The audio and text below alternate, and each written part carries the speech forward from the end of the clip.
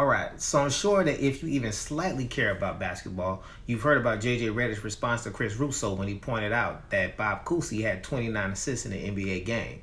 JJ Redick pretty much said, well, he was being guarded by plumbers and firemen.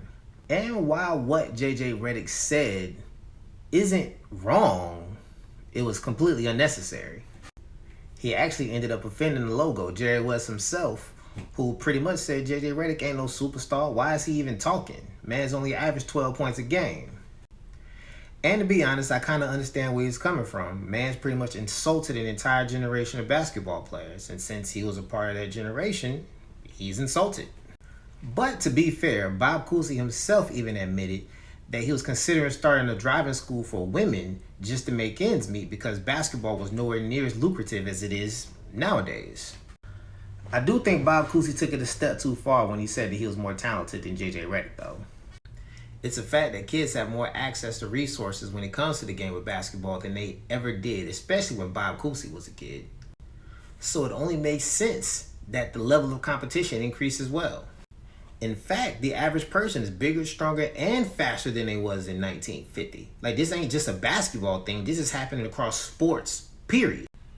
If they could stop what they was doing and teleport JJ Redick to the 1960s so he could play against Bob Cousy, everyone there would think that they was playing against a goddamn wizard.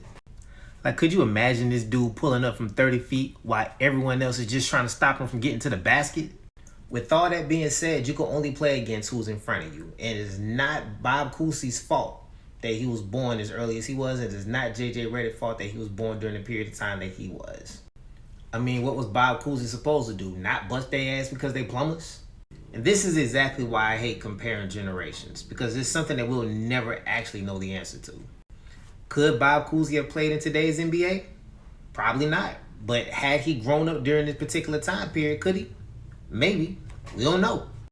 What I do know is Bob Cousy played during a period of time where the NBA was not almost 80% black. So, with all that being said, that man was one of the greatest basketball players of his time. And that's all he can be and all he ever could be. So, as much as I hate this phrase, I think this is one of them situations where we just have to appreciate the greats for what they are and what they were.